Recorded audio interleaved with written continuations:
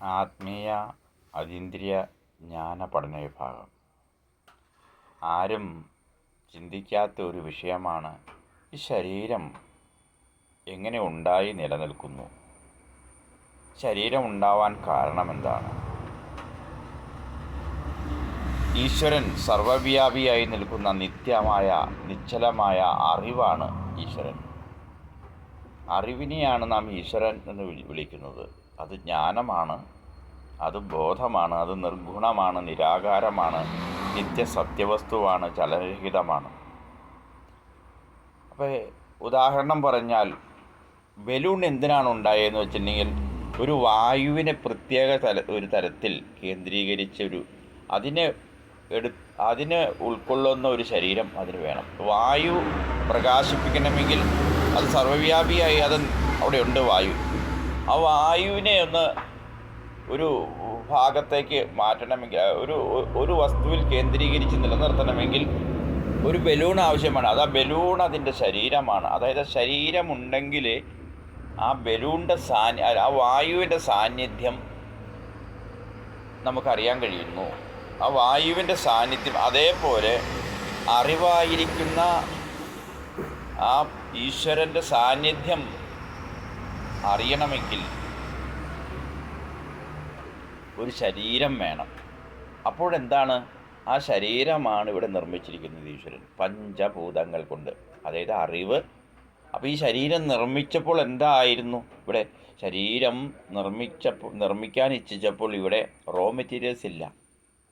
അപ്പോൾ തന്നിൽ നിന്നും 3 ഗുണങ്ങളെയാണ് ഈശ്വരൻ പ്രകാശിപ്പിച്ചത്: നല്ലത്, ചള്ള്, മിശ്രം. അതിന് നമ്മൾ ആധ്യാത്മിക രീതിയിൽ സാത്വികം, രാജസം, താമസം എന്നീ 3 തലത്തിൽ രീതിയിൽ പറഞ്ഞു. അപ്പോൾ ഈ 3 ഗുണങ്ങളുടെ ഈ സച്ചിദാനന്ദ സ്വരൂപമായ നിത്യവസ്തുവിൽ ഇരുന്നപ്പോൾ അതിൽ നിന്നും അത് പഞ്ചഭൂത തന്മാത്രകളെ അങ്ങോട്ട് സൃഷ്ടിച്ചു. പഞ്ചഭൂതങ്ങൾ കൊണ്ടാണ് അപ്പോൾ ശരീരം നിലനിൽക്കുന്നത്. ആകാശം, വായു, അഗ്നി, ജലം, ഭൂമി. ഇതാണ് പഞ്ചഭൂതങ്ങൾ. ഇത് 3 ഗുണങ്ങളിലാണ് ഇതിലെല്ലാം. ഈ 3 ഗുണങ്ങളാണ് ഇവ നിൽക്കുന്നത്. ആ 3 ഗുണങ്ങളിലാണ് ഈ പഞ്ചഭൂതങ്ങൾ നിൽക്കുന്നത്. അല്ലാണ്ട് ഇത് മായയോ അല്ലാതെ, ഇത് ശാസ്ത്രസത്യമാണ്. ഈ 3 ഗുണങ്ങളാണ് ഈ ശരീരം നിലനിൽക്കുന്നത്. അത് കെട്ടുകഥയല്ല, ഇത് ഊഹാപോഹമല്ല, ഇത് പരമസത്യമാണ്. ഈ 3 ഗുണങ്ങളിൽ ഈ ശരീരം നിലനിൽക്കുന്നു. അപ്പോൾ ഈ ശരീരം എവിടെ നിൽക്കുന്നത്? ഈ ശരീരം നിലനിന്നപ്പോൾ അതിന് കർമ്മേന്ദ്രിയങ്ങൾ, ജ്ഞാനേന്ദ്രിയങ്ങൾ, അതായത് ഈ അറിവിനെ പ്രകാശിപ്പിച്ച് നിലനിർത്തുന്ന ഈ ഈശ്വരൻ അറിവാണെങ്കിൽ ആ അറിവിനെ അറിയുന്നതാണ്. കണ്ടറിയുന്നു, കേട്ടറിയുന്നു, മണത്തറിയുന്നു, രുചിച്ചറിയുന്നു, സ്പർശിച്ചറിയുന്നു. അപ്പോൾ അതാണ് ജ്ഞാനേന്ദ്രിയങ്ങൾ. അപ്പോൾ അതായത് അറിവ്. എന്താണ് അറിവ്? ഇപ്പോൾ ഈ ജ്ഞാനേന്ദ്രിയങ്ങളോട് ഇത് ഉപകരണമാണ് അറിവിനെ ഉപകരിക്കുന്നത്. ഈ അറിവിൻ്റെ ഉപകരണങ്ങളെയാണ് നാം പുറമേ കാണുന്നത് മുഴുവനും. ഉപകരണങ്ങളെ, ആ ഉപകരണം നിലനിൽക്കണമെങ്കിൽ നാം നിൽക്കുന്ന അറിവ് ഉള്ളിൽ അറിവുണ്ട്. ആ ഉള്ളിൽ അറിവെന്ന് പറഞ്ഞാൽ എന്താ? അറിവിൽ ശരീരം ഇരുന്നുകൊണ്ടാണ് ഉള്ളിൽ വന്നത്. വാസ്തവത്തിൽ ഉള്ളിലല്ല, അറിവിലാണ് ശരീരം ഇരിക്കുന്നത്. അപ്പോൾ ഉള്ളിൽ അറിവ്, അങ്ങനെ വിചാരിച്ചോളൂ. ഉള്ളിൽ അറിവുണ്ട്. ആ അറിവിനെ പ്രകാശിപ്പിക്കുവാനുള്ള ഉപകരണം മാത്രമാണ് ശരീരം. അപ്പോൾ ആ അറിവാണ് ഈശ്വരൻ.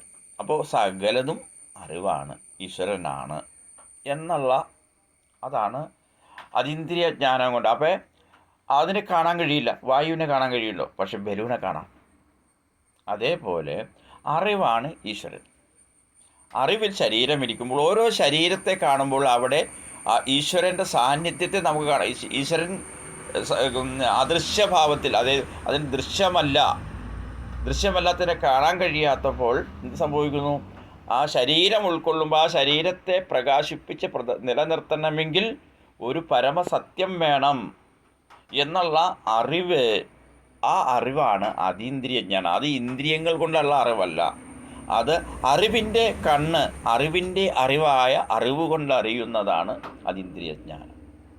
അപ്പം അതീന്ദ്രിയ ജ്ഞാനം എന്ന് പറഞ്ഞാൽ ആ ഇന്ദ്രിയങ്ങളെ കൊണ്ട് ഗ്രഹിക്കുന്നതല്ല, അത് അറിവ് കൊണ്ട് അറിയുന്നതിനെയാണ് അതീന്ദ്രിയ ജ്ഞാനം എന്ന് പറയുന്നത്. അതീന്ദ്രിയ ജ്ഞാനത്തിലൂടെ, അതായത് അറിവിലൂടെ നോക്കിയാൽ ഈ കാണുന്ന സകല വസ്തുക്കളും പ്രകാശിക്കണമെങ്കിൽ ഒരു അറിവിലിരിക്കുന്നത് കൊണ്ടാണ്. ആ അറിവിനെ നാം ആത്മാവെന്ന് വിളിക്കുന്നു.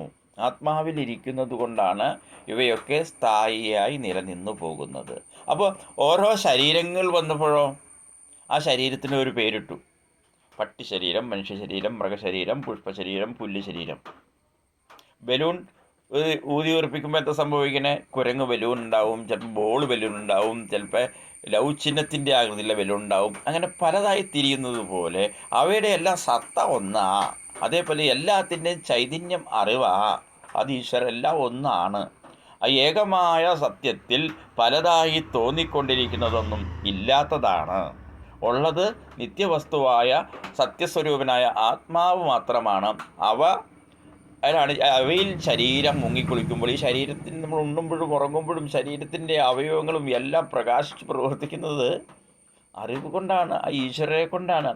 ആ യഥാർത്ഥമായ ആ ഈശ്വരനെ ആശ്രയിക്കുന്നത് വഴി അതാണ് തന്നെ പ്രൊട്ടക്റ്റ് ചെയ്യുന്നത്. അല്ലാണ്ട് അതിന് ഇടനിലക്കാരനായിട്ടിരിക്കുന്ന ഏതെങ്കിലും നാമരൂപത്തോടു കൂടിയിരിക്കുന്ന ഒരു ഈശ്വരനല്ല തന്നെ സംരക്ഷിക്കുന്ന. നാമരൂപരഹിതമായ ഏകമായ ആ പരമസത്തയായ നിർഗുണമായ നിരാകാരമായ ആ സച്ചിദാനന്ദ സ്വരൂപനാണ് തൻ്റെ പ്രൊട്ടക്ഷൻ എന്നറിഞ്ഞ് നമുക്ക് രോഗങ്ങളോ ദുരിതങ്ങളോ ഒന്നും ഏൽക്കില്ല. കാരണം അതിൻ്റെ പ്രൊട്ടക്ഷനാണ് നിൽക്കണേ.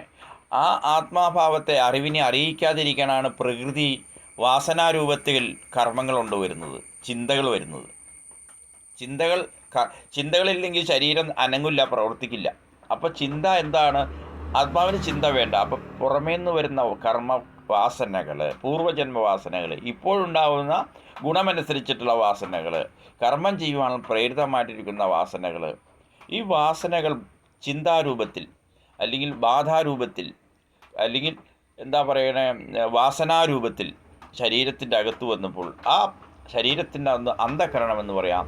അത് പ്രകാശിച്ച് പ്രവർത്തിക്കുമ്പോൾ മനസ്സെന്ന് പറയാം. മനസ്സും ബുദ്ധി കൊണ്ട് തീരുമാനിച്ച് അത് പ്രവർത്തിക്കുമ്പോൾ ശരീരവും മനസ്സും ചേരുമ്പോൾ ആത്മാവിന് ശരീരവും മനസ്സും വേണ്ടാത്തപ്പോൾ വേറിട്ടൊരു തോന്നലുണ്ടാകുന്നു. ആ തോന്നൽ മാത്രമാണ് ജീവഭാവം. ജീവഭാവം വാസ്തവത്തിൽ ഈ ബലൂൺ വാസ്തവത്തിൽ ഇല്ലാത്തതാണ്. ഉള്ളത് വായുവിൻ്റെ ഒരു കൂട്ടത്തെ ശേഖരിച്ച് വെച്ചൊരു ഒരു വസ്തുവാണ്. അല്ലാണ്ട് വായുവാണ്. അത് വായു പുറത്തുനിന്ന് കൊണ്ടുവന്നല്ല, അത് ഓൾറെഡി അവിടെ ഉള്ളത് കൊണ്ട് അത് വായു അതിൻ്റെ അകത്ത് വരുന്നു എന്നേ ഉള്ളൂ. അതേപോലെ സർവ്വവ്യാപിയായി ഈശ്വരൻ സർവ്വത്ര നിറഞ്ഞു നിൽക്കുന്നത് കൊണ്ട് അതിൽ ശരീര മനസ്സുകൾ അറിവായതുകൊണ്ട് ശരീരത്തിൻ്റെ ചലനങ്ങളും മനസ്സിൻ്റെ ചിന്തയും അറിവറിയുന്നത് ഈ ശരീര മനസ്സും ചേർന്നിരിക്കുന്ന ജീവഭാവം തൻ്റെ അറിവാണെന്ന് തെറ്റിദ്ധരിക്കുന്നു.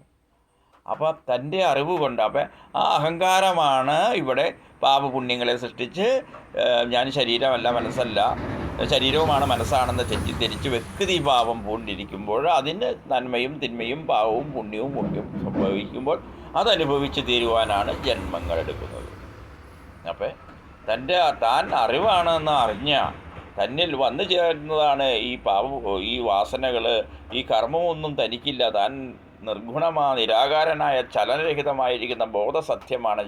ജനിച്ചതും മരിക്കുകയൊക്കെ ചെയ്തത് തന്നിൽ ജലശരീരങ്ങളും മനസ്സുമാണ്.